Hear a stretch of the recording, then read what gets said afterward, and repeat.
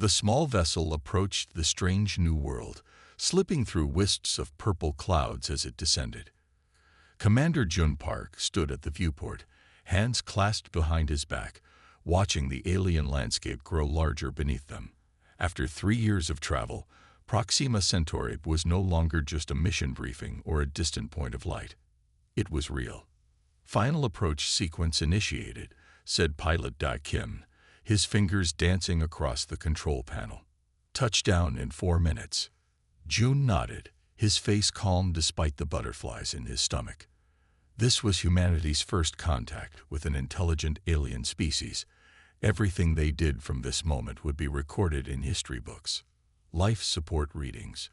he asked, turning to Science Officer Hyun Kim. "Atmosphere matches our projections.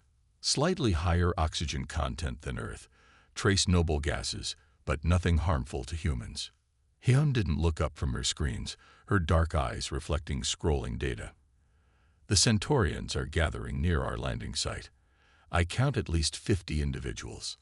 Dr. Minji Lee joined them at the viewport, her tablet clutched to her chest. As the expedition's xenoanthropologist, she had spent the journey studying the limited data they had on the Centaurians. "Remember what we discussed," she said quietly.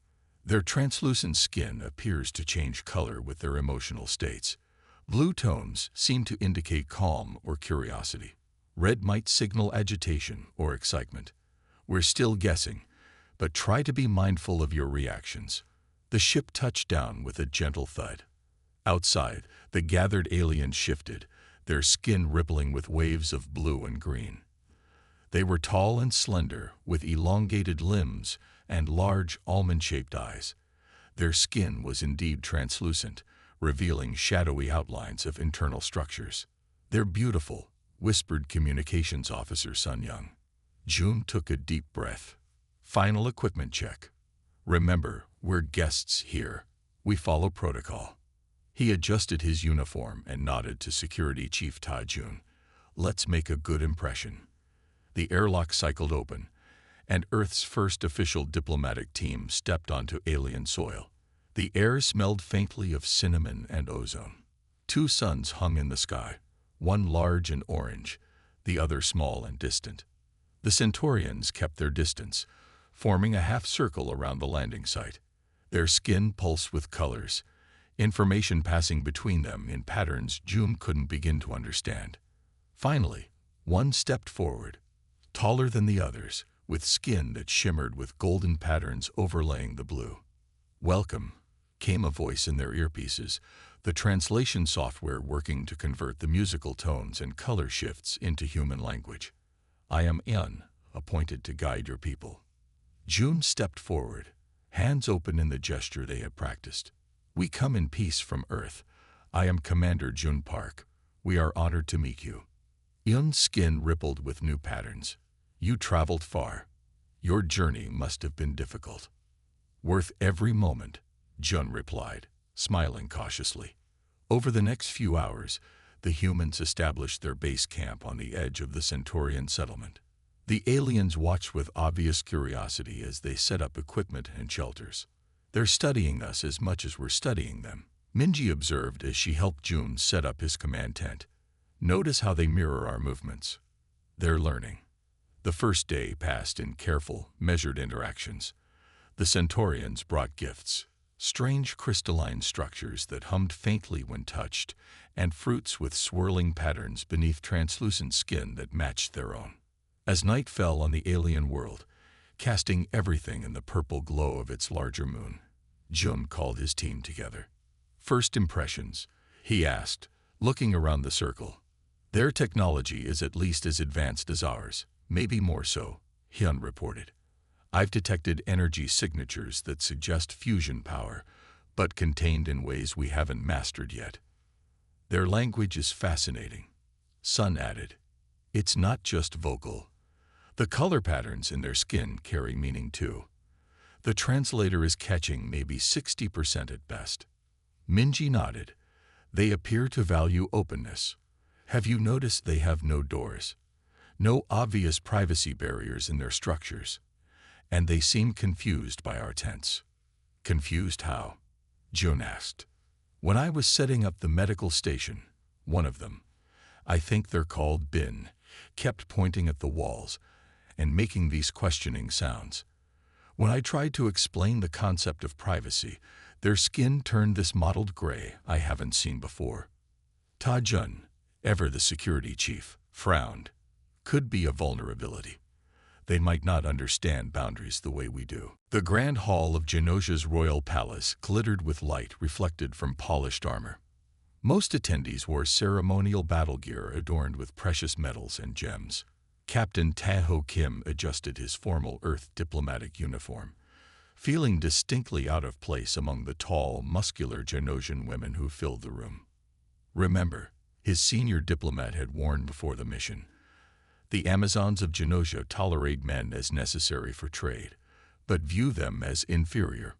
Watch your words, your actions, and never stare at the royal family. Yet Taeho couldn't help staring now.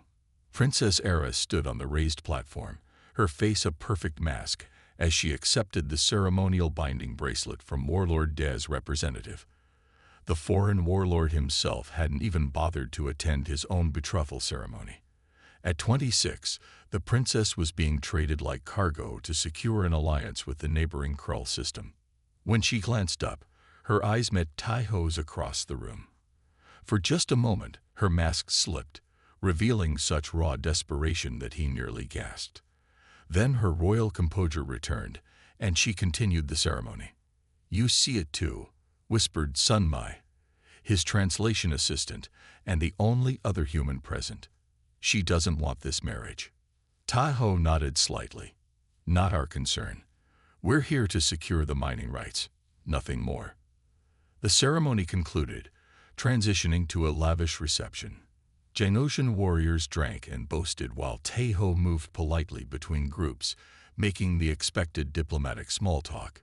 He noticed Princess Era dutifully conversing with nobles, her smile never reaching her eyes. Later, as Taeho took a wrong turn looking for the restroom, he found himself in a quiet corridor. A hand grabbed his arm, pulling him into an alcove. He reached for his stunner before recognizing Princess Era. "You're the Earth Captain," she said, her voice low and urgent. "Your ship, it leaves soon." "Princess, I shouldn't be speaking with you alone." The guards. The guards change shifts in 10 minutes. There's a 20-minute window where the south docking bay has minimal security. Her fingers dug into his arm. "Please, you know what they're doing to me." Taeho hesitated. This could cause an interplanetary incident. "I am asking for asylum," she said, using formal diplomatic language. "Under Earth Directive 47, you must consider my request." She was right. The directive required consideration of asylum requests from those facing forced marriages, but accepting would mean. An alarm sounded, and Era tensed. "They've noticed I'm missing from the reception. What's your answer, Captain?" Taeho thought of his sister back on Earth, who had nearly been forced into marriage by their traditional grandparents before their parents intervened. The memory decided him.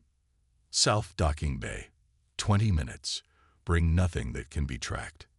Exactly 19 minutes later, Taeho pretended to check cargo manifests at his ship while scanning for the princess. His heart hammered against his ribs. The Odyssey was prepped for departure with filed flight plans for a routine return to the human outpost on Proxima IV.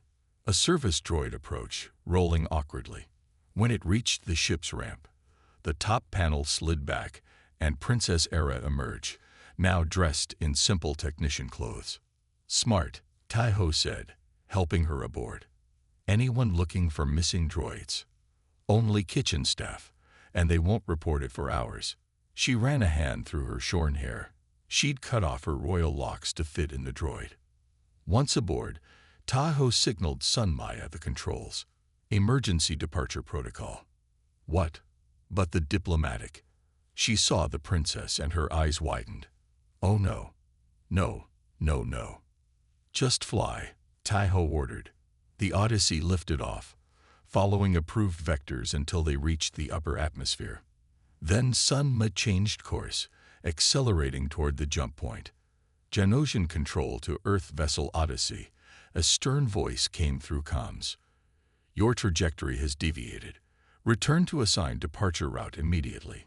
Tahoe ignored the call, watching proximity alerts as the planetary defense grid activated. They're powering weapons, he warned.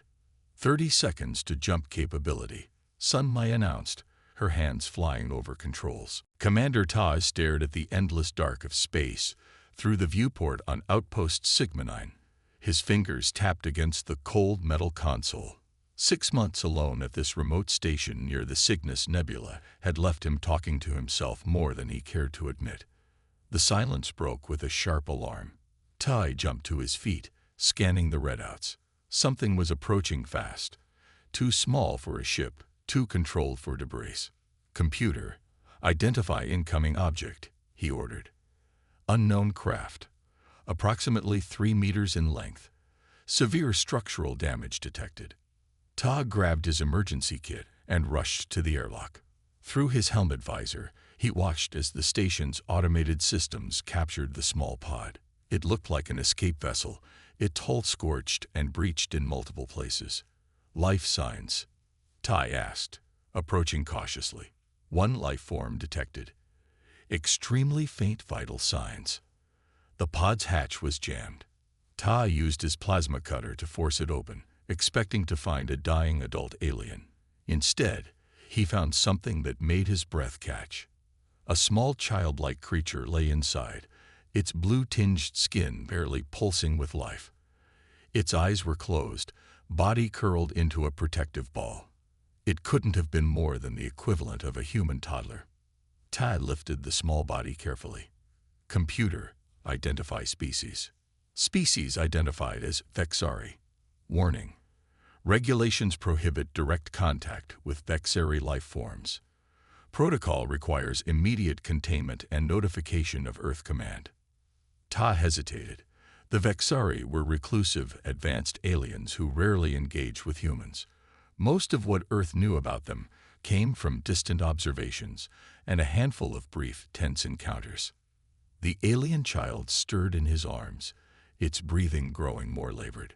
Computer, medical analysis. Subject experiencing acute cellular degradation. Estimated survival time without intervention, 3 hours. Tai made his decision in that moment. Prepare medical bay for emergency treatment. Warning. This action violates Section 42 of the Non-Interference Protocol. Override. Authorization Ta Victor 0 to 97. In the medical bay, Tai worked frantically, using his background in xenobiology to adapt human medical technology to Vexari physiology. He created a makeshift life support system, monitoring every small change in the child's condition. Hours passed. The small alien stabilized, but remained unconscious. Ta studied the readouts, learning what he could about this mysterious species through the child's biology. 3 days later, the child opened its eyes. They were deep purple with flecks of silver, nothing like human eyes. It made a soft chirping sound that startled Ta. "Hello," Ta said softly. "You're safe now." The child stared at him, unmoving except for the slow blink of those strange eyes.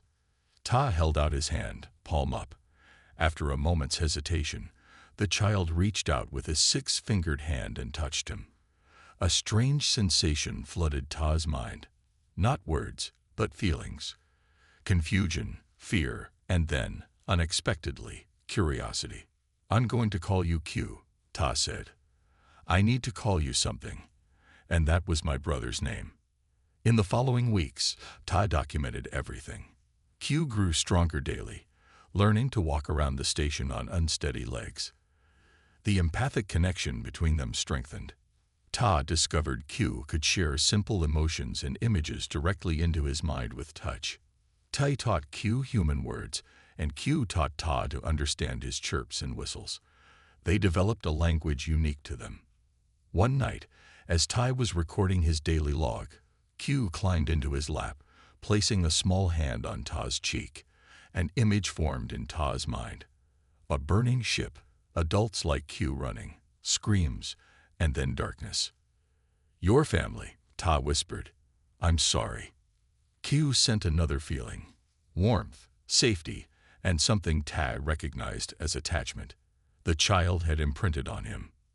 Ta knew he should report the child's existence to Earth Command. It was protocol. But each day made that choice harder. The reports from the border regions spoke of increasing tensions with the Vexari. What would happen to Q if Earth scientists got their hands on him? 2 months after finding Q, Ta received a scheduled transmission from Earth Command. Commander Ta, routine inspection will arrive at your station in 30 days. Prepare all logs and specimens for review. Ta looked at Q, who was attempting to stack nutrition packets into a tower on the floor. After 3 hours of one-sided battle, the remaining functional Concordat ships activated their emergency jump systems, retreating to safety. They left behind 2 badly damaged vessels that could no longer move. For the first time in their long history of expansion, the Concordat had failed to subjugate a developing world. As Park was escorted from the chamber by her team, she turned to Tai Sung one last time. When you return to your leaders, tell them this: humans do not surrender, and we do not negotiate with those who threaten our freedom. 6 weeks after the first battle, Earth's early warning systems detected a massive energy signature. The real Concordat war fleet had arrived, 30 massive vessels against Earth's smaller force. In the main command center, General Hannah Park stood before a large screen showing the approaching alien armada. She had been promoted after the first victory, now responsible for Earth's entire defense. They'd brought exactly what we expected, she told the room full of military leaders. The Concordat never changes its approach. Their tactics remain predictable. Admiral Junho looked concerned as he studied the numbers. General, we should be realistic. Our resources are limited. We cannot match their firepower directly. We don't need to, Park replied with quiet confidence. We only need to execute Operation Ghost. Operation Ghost was unlike any military strategy in human history.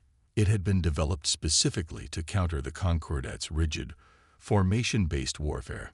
As the alien fleet approached Earth orbit, they expected to find human defenses arranged in a traditional pattern, a main line protecting the planet with reserve forces behind. It was how every species they had encountered fought.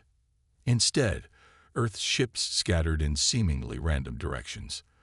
There was no line, no formation, no recognizable pattern at all. Aboard the massive Concordat command ship, Supreme Commander Hyun Ki watched in confusion. He had been sent to correct the embarrassing failure of Admiral Tai Sung, bringing the Concordat's most powerful battle fleet. What are they doing? He demanded as the human vessels moved in ways that made no tactical sense. His strategy officer looked equally confused. It appears they're breaking apart their own defense structure. Perhaps they're panicking. Hyun Ki wasn't convinced. Don't underestimate them. Tai Sung made that mistake. He ordered a standard attack formation, sending his ships forward in a perfect arrow shape. But as they advanced, something strange happened. Small groups of human ships would appear, strike at a specific point on a Concordat vessel, then disappear again before the aliens could respond. Target the largest human vessel, Hyun Ki ordered in frustration. We can't find a largest vessel, his weapons officer replied. They all appear to be similar size. There was no flagship to target, no command structure to disrupt. The humans fought like a swarm of insects, small, fast, and seemingly everywhere at once. They're inserting something into our systems, reported his technology officer suddenly, voice rising in alarm. Some kind of self-replicating code. It's spreading between ships through our communication network. Earth had deployed its second secret weapon, adaptive algorithms that infiltrated Concordat systems. These digital infections didn't destroy critical systems immediately. Instead, they caused unpredictable malfunctions, making the aliens doubt their own technology. A weapons system would target the wrong coordinates. Engine power would surge or fall without command. Communications would work perfectly one moment and fail the next. The space around Earth became a chaotic battleground. Human pilots executed maneuvers the Concordat considered impossible, flying directly at enemy weapons, then veering away at the last second, finding blind spots in their targeting systems. This is not warfare, Hyun-ki shouted as reports of failures continued to pour in. There is no honor in this chaos. After 2 days of continuous fighting, 4 Concordat ships had been disabled. By the 3rd day, that number had risen to 11. Meanwhile, Earth's scattered defenses remained at about 60% strength. They cannot win, Hyun-ki insisted to his officers as another cruiser fell silent. It's illogical to resist when defeat is inevitable. We still have more ships, more firepower. But his officers were growing less certain. Never had the Concordat faced an enemy that refused to fight according to the established rules of space warfare. In her command center, General Park received the latest battle reports. Earth was holding, but they couldn't maintain this strategy forever. Resources were dwindling. Pilots were exhausted. She studied the display showing the Concordat command ship, the largest vessel in their fleet, and Hyun-ki's headquarters. Their intelligence suggested that Concordat leadership never expected direct danger to their command ships, which always stayed behind the main battle line. It's time, she announced to her command staff. Prepare for the final phase. Admiral Jun-ho looked shocked. You can't be serious. A direct assault on their command ship. It's suicide. It's unexpected, Park corrected. And that's why it will work. The Concordat doesn't understand humans yet. They don't realize that we're willing to risk everything for freedom. She opened a channel to Earth's remaining forces. All units, this is General Park. Execute Operation Spear. I repeat, execute Operation Spear. Across the chaotic battlefield, human ships began to regroup, forming a tight formation for the first time in the battle. All pointed directly at the Concordat command ship.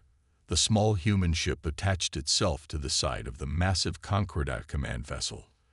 Unlike the other human attacks, this one wasn't meant to destroy.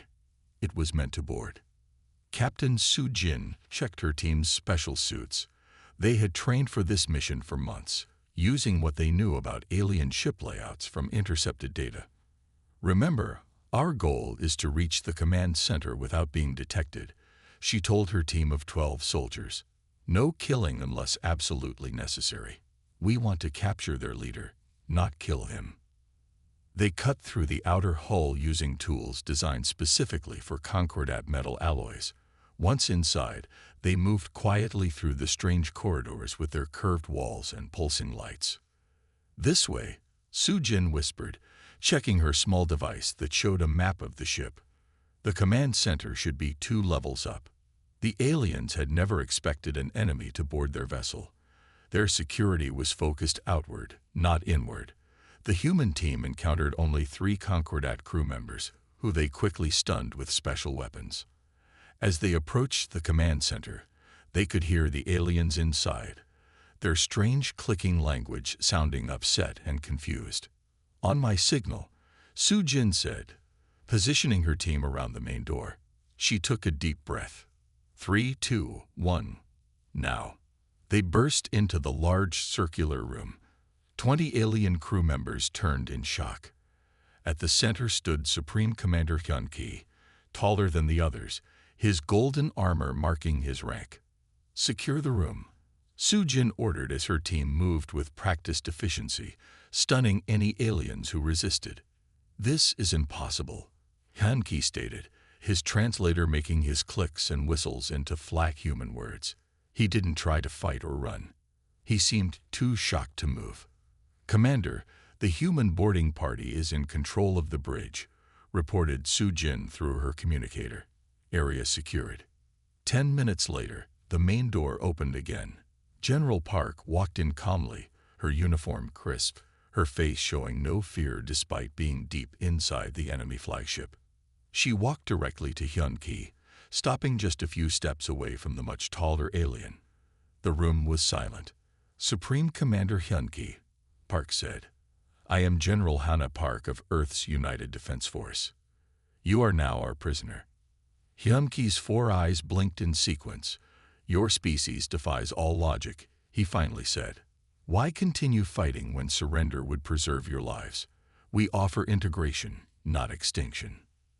"That's where you're wrong," Park replied. "We've studied your integrations. We know what happens to planets that join the Concordat. Your subject species exist as second-class citizens. Their cultures are erased. Their worlds are taken for resources. We would rather die free than live enslaved. But survival is the primary imperative of all sentient life," argued Hyun-Ki, his mandibles moving in confusion. "No," Park corrected firmly. "For humans, freedom is worth dying for. That's something your kind has never understood, and why you'll never defeat us." She gestured to a screen showing the battle outside. In a bold move, Earth's remaining ships had formed a protective ring around the Concordat command vessel. "Your fleet is in disarray," Park explained. "They won't fire on their own command ship. Right now, my ships are transmitting everything happening here to your entire fleet." For the first time in their 1,000-year expansion, the Concordat faced something they couldn't understand, a species that valued freedom more than life itself. Hyun-Ki was silent for a long moment. "What do you want?" he finally asked. "Real negotiations," Park answered, "not surrender talks. Peace between equals." 3 days later, in the same room where they had planned Earth's destruction, the first actual peace talks began. Human representatives sat across from Concordat leaders. The terms were not about Earth's surrender, but about establishing boundaries and respect. "You are unlike any species we have encountered," Hyun-Ki admitted as the talks progressed. "Perhaps there is much we can learn from each other." General Park nodded. "That's the first sensible thing you've said." A week later, the Concordat fleet withdrew from Earth orbit. They left behind 2 small ships as part of a new exchange program, the beginning of actual diplomatic relations. As Hyun-Ki's ship prepared to jump back to Concordat space, he sent one final message to General Park. "We came to teach you your place in the galaxy," the message read. "Instead, you taught us something we had forgotten. True strength is not in domination, but in the courage to stand for principles." Word spread quickly through the galaxy. The small blue-green world had done the impossible. They had faced the mighty Concordat and forced them to negotiate as equals. Other worlds watched with new hope. Perhaps the age of Concordat expansion was ending. Perhaps there was another way. On Earth, people celebrated their victory, but General Park knew this was just the beginning. Humanity had earned its place among the stars not through submission, but by showing that some things were worth fighting for. As she watched the stars from her office window, Park smiled.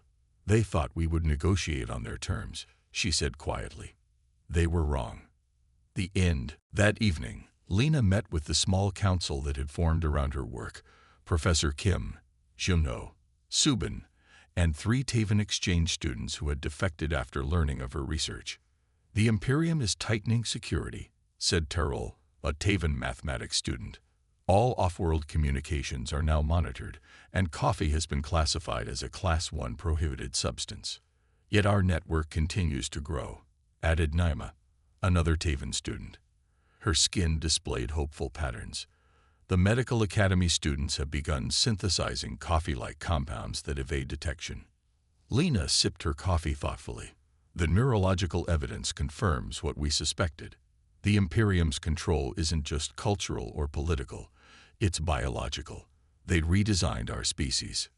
"But why?" Chunho asked. "Why would any civilization deliberately limit its own cognitive abilities?" "Control," Professor Kim said simply. "Creative thinking leads to questioning. Questioning leads to change." Lena set down her cup. "We need to expand our research. If coffee can reverse generations of neural suppression in me, what might it do for others? And what other abilities might we recover?" 2 months later, Lena stood before a small group of 20 Tavens in a secure room beneath the university. All were exchange students or diplomatic staff who had secretly joined her growing movement. They called themselves the Awakened, a name that made Lena uncomfortable with its religious overtones, but which had taken hold nonetheless. "Today we begin a new phase," she told them. "Our research has produced a modified compound that produces neural awakening without the side effects that make detection easy. Each of you will be given samples to send through secure channels to our contacts on Teva." A young Tavan diplomat raised her hand. "The Imperium has announced a complete halt to the exchange program. They claim Earth substances are causing neural damage." "They fear what is happening," Lena replied. "But they cannot stop it now. Too many have seen the evidence." Later that night, alone in her quarters, Lena experienced something unexpected. As she meditated, a human practice she had adopted, she suddenly felt a presence in her mind, a familiar pattern of thought, distinctive and clear. Shunho. She opened her eyes in shock. He was nowhere near her quarters, yet she had sensed his thoughts as clearly as if he had spoken. Lena closed her eyes again, focusing on the sensation. Yes, definitely Shunho. He was in the library, worried about an upcoming exam, thinking about equations and also, briefly, about her. The enhanced telepathic abilities the doctors had detected were manifesting. Lena felt a mix of wonder and fear. If coffee could restore this ability, what else might the Imperium have taken from her people? 1 year after her first cup of coffee, Lena stood on the stage of the Grand Hall at Seoul National University. The auditorium was filled with representatives from 12 worlds, including a growing faction of Tavans, who now openly challenged the Imperium's authority. "Today we announced the establishment of the Interspecies Cognitive Research Institute," Professor Kim declared, with Scholar Lena as its first director. Lena stepped forward, her skin displaying patterns of determination and hope that many younger Tavans had begun to imitate. "One simple earth beverage revealed a truth my people had forgotten," she said. "That diversity of thought is not a weakness but a strength. That the orderly and the chaotic, the disciplined and the creative, are not opponents but partners in advancement." She looked out at the audience, sensing not just what she could see, but the complex web of thoughts and emotions that connected them all. "The revolution we begin today is not just for Teva, but for all worlds that have forgotten that true wisdom comes not from control, but from freedom. Freedom to question, to explore, to connect, and yes, to enjoy a good cup of coffee while doing so." In the audience, Shunho smiled. And though no words were spoken, Lena heard his thought clearly. Not bad for an exchange student who just wanted to try the local drink. Lena's skin rippled with the blue-green pattern of joy as she sensed something new forming between the worlds, a connection as rich and complex as the beverage that had started it all.